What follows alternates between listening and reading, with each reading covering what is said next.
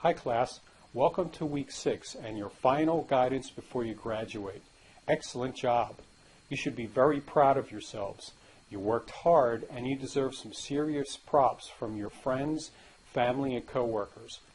On behalf of all the professors, the program chair, and all the people that make this Master of Arts in Teaching and Learning with Technology program such a great success, please allow me to be the first one to say, job well done. We know how challenging this course is, so we're very proud of your accomplishments. You guys are awesome. Anyway, I came across some research recently that I found extremely interesting, and I'd like to share that with you now. But before I do that, I'll give you a quick story.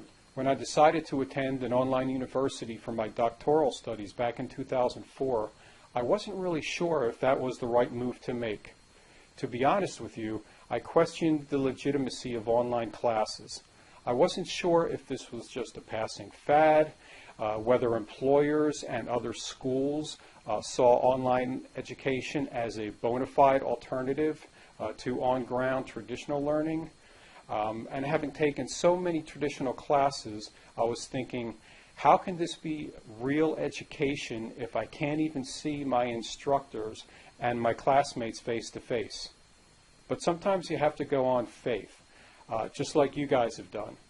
I made the decision to go for it, and man, that decision sure panned out. In fact, that decision was just as life-changing and meaningful as the one I made when I joined the Air Force. We're talking huge here, major life-changing decisions.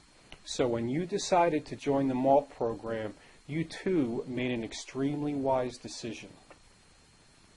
Why do I say that? Because online education is taking off like a rocket, and we don't even know how far away the destination is. When Purdue University offers an online master's program in engineering, you know that this online education thing is real. When Ivy League schools like Columbia, Harvard, and Cornell have extensive online programs, you know that this thing is real. When Brown and Princeton are the only Ivy League schools that don't have any online programs yet, you know that this is a real deal. And when Penn State, through its World Campus, offers over 80 online programs in education, business, engineering, technology, and healthcare to students around the world, well, go ahead and say it with me, you know that this thing is real. Furthermore, here's some other facts for you. 6 million students have taken at least one online class in the 2010-2011 school year. At least half of all high schools are expected to be delivering online instruction by 2019. That's only 7 years away. From a large study of school superintendents, the end sample being 876, 82% of schools surveyed are shopping around for online providers, going to both nonprofit and for-profit providers of online courses, as well as higher education institutions, and creating their own virtual courses. This is a very strong passage. So while I was researching trends and forecasts in the field of online education, I wanted to find out what the job outlook was for online educators or online providers, as the last quote just mentioned. Will there be an increasing need for online instructional designers in the next decade? With all this new technology that's being produced to reach online learners, will there still be a need for instructional technologists who assess the effectiveness of training and monitor ethical issues like copywriting, plagiarizing, etc.? And here's what I found out. Job prospects for K-12 online teachers, designers, and technologists are very bright. With the rapid growth of online learning in the K-12 sector, there's an increasing need for skilled teachers who realize the importance of furthering the integration of online learning, and two, who possess the necessary technical skills to deliver that training. If current expectations are realized, the higher the scales tip in favor of online learning, the greater the need will be for K-12 teachers who are prepared to meet the ever-increasing sophistication of online learning tools. I know from experience that this is happening as well in the military and the business corporate industries as well. For online instructional designers and technologists, growth up to year 2020 is projected to be 20 to 28%, which the Bureau of Labor Statistics calls much faster than average. That's pretty amazing. To add to that, the projected growth for traditional high school teachers is 7%, while kindergarten through 8th grade teachers are projected to experience a 17% growth. Those are very strong numbers.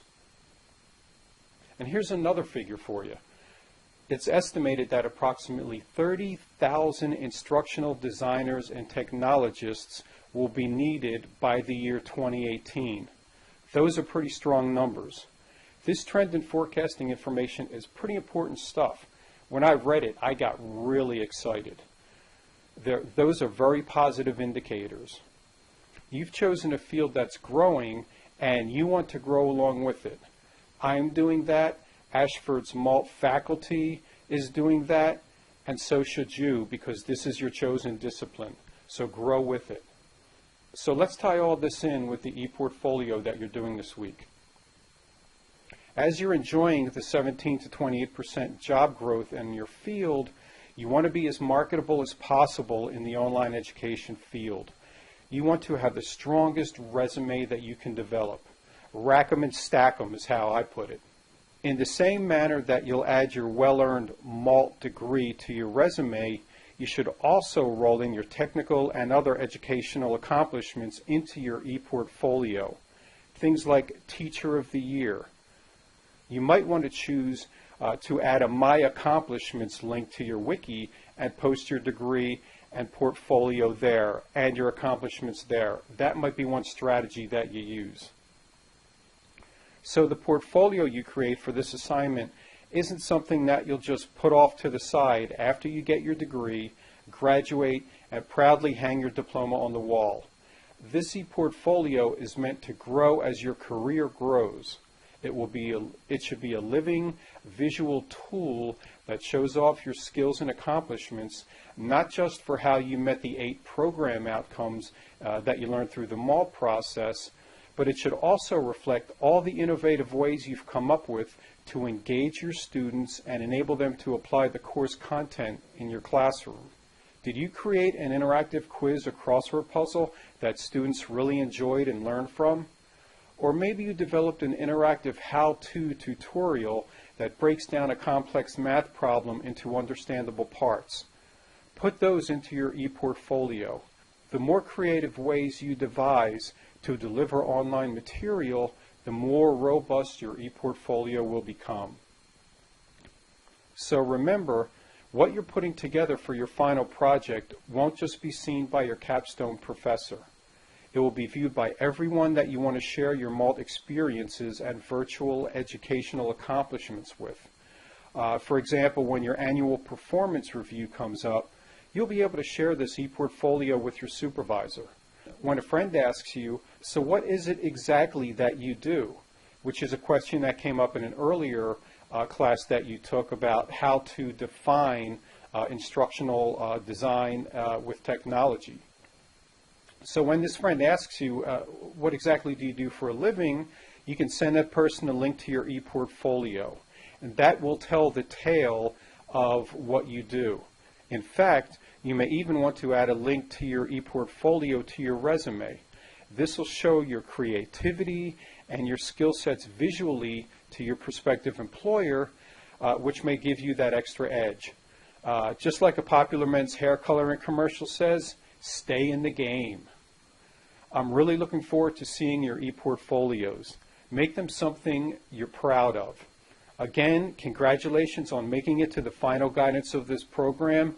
Fist bumps all around.